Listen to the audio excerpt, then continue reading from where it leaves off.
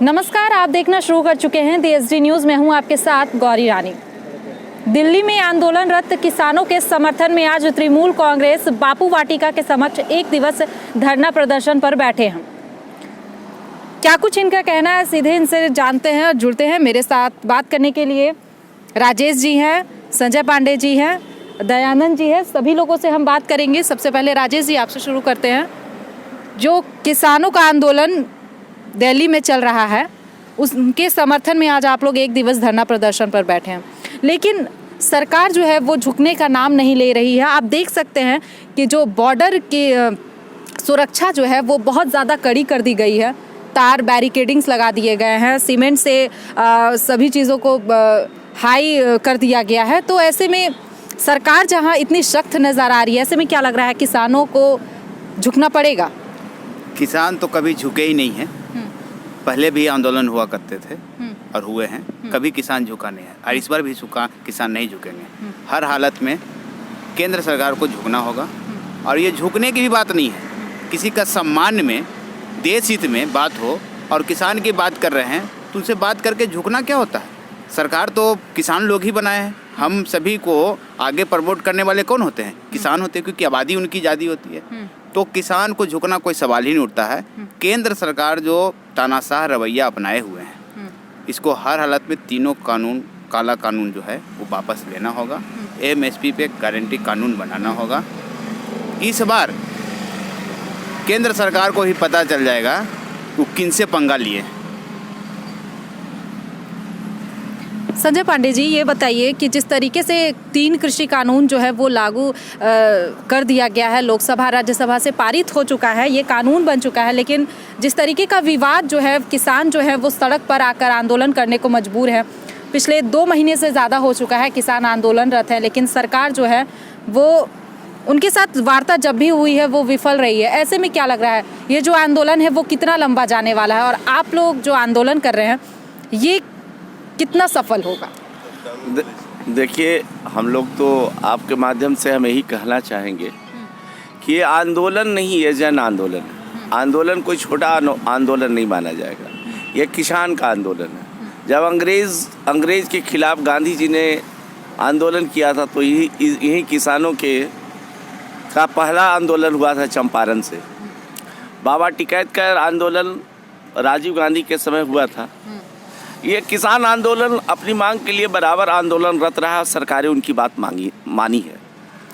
इस बार सरकार थोड़ी सख्त नज़र आ रही है क्योंकि कहीं ना कहीं प्रभावित है और प्रभावित लोगों की इतने दबाव में है कि वो कानून आनन फानन में बनाई, ना विपक्ष से राय ली, ना किसान संगठन से राय ली। और ये लॉकडाउन में उन्होंने अपने हिसाब से उन्होंने बना लिया।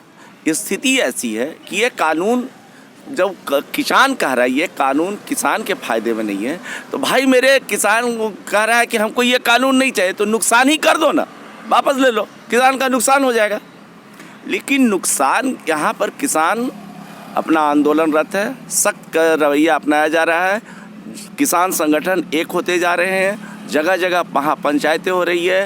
राजनीतिक पार्टी होने के नाते भी हमारी जिम्मेदारी है कि यदि जनता समस्या में हो और किसान समस्या में हो, मजदूर समस्या में हो, यदि कानून लोकतंत्र समस्या में हो, तो ऐसी परिस्थिति में मुझे भी आगे आना चाहिए। और हम लोग जो है किसान के समर्थन में आए हैं।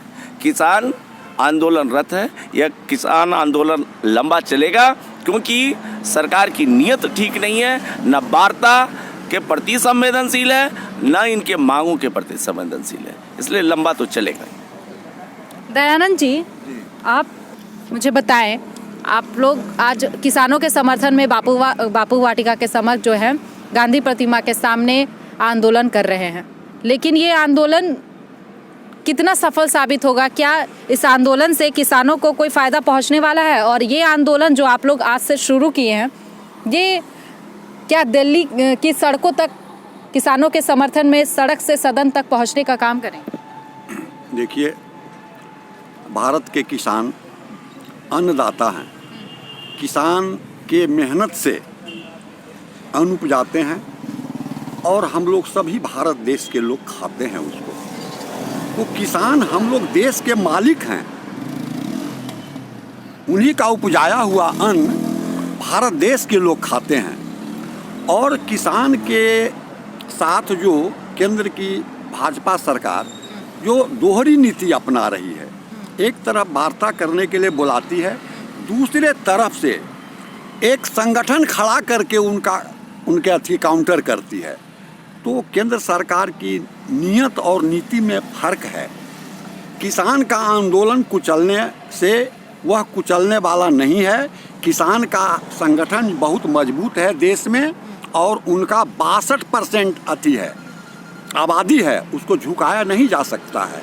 आज ने कल आपको केंद्र सरकार को वो जो किसान आंदोलन काला कानून जो है वो वापस लेना होगा, और नहीं तो इनको गद्दी छोड़ना पड़ेगा।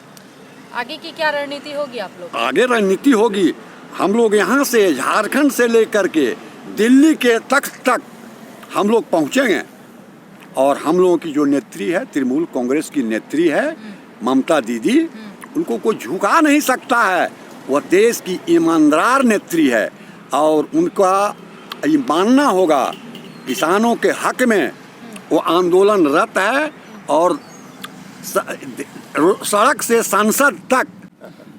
किसानों के समर्थन में आप लोग आज बापू वाटिका के समक्ष है जी, लेकिन लगातार है तृणमूल जो कांग्रेस जो है वो किसानों के समर्थन में सड़क से सदन तक जाने को तैयार है। लेकिन ये जो 3 कृषि कानून जो बनाए गए हैं, सरकार कहीं भी झुकने का नाम नहीं ले रही है। ऐसे में क्या लग रहा है आप लोग का आंदोलन जो है वो व्यर्थ जाएगा?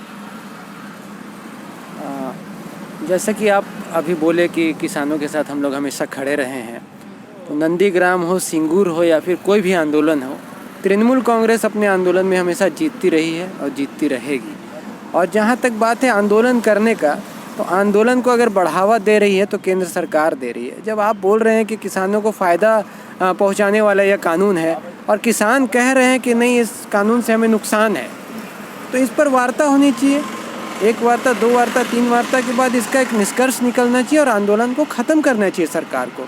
किसानों को खेत में जाने देना चाहिए, वो अनाज उपजाएंगे तब हमारे देश की जनता खाएगी। हमारे पूरे विश्व में भारत को कृषि प्रधान देश माना जाता है, और आप वही किसान अगर सड़क पर रहेंगे तो खेत पर कौन रहेंगे? आंदोलन ख़त्म होना चाहिए, सरकार को झुकना चाहिए, किसानों की बात को मानना चाहिए। आज की जो परिस्थिति है, हम लोग किसानों को देख रहे हैं। ये किसान जो है खेती करके हमको खिलाता है, और हम किसी की प्रशंसा नहीं कर रहे हैं कि ये कानून जो है पहले से 1955 से ही ये कानून लगा हुआ था, जिसमें भंडारण शब्द इस्तेमाल करते हैं कि इसको स्टोर नहीं किया जाना है। स्टोर जो करना है उसको अपराध माना जाता था, और उसमें कानून बना 1955 में।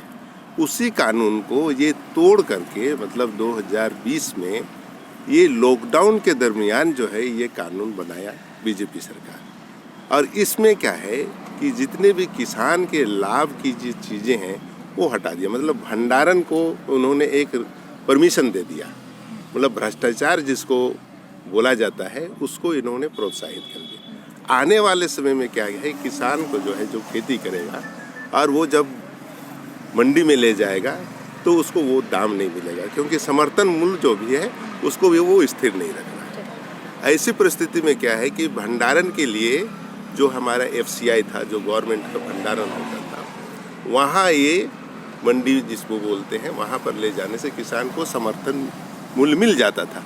अब ये कानून होने से वो क्या होगा कि FCI में भी जो है वो जगह नहीं मिलेगा, क्योंकि सरकार का है, वहाँ बोलेगा कि यहाँ रखने के लिए जगह नहीं है। अल्टीमेटली किसान को क्या है कि वो बिचौलिए के पास जाना पड़ेगा, और बिचौलिया जो है, आप मानते हैं कि ये जो 3 नए कृषि कानून बनाए गए इससे सिर्फ किसानों का नुकसान?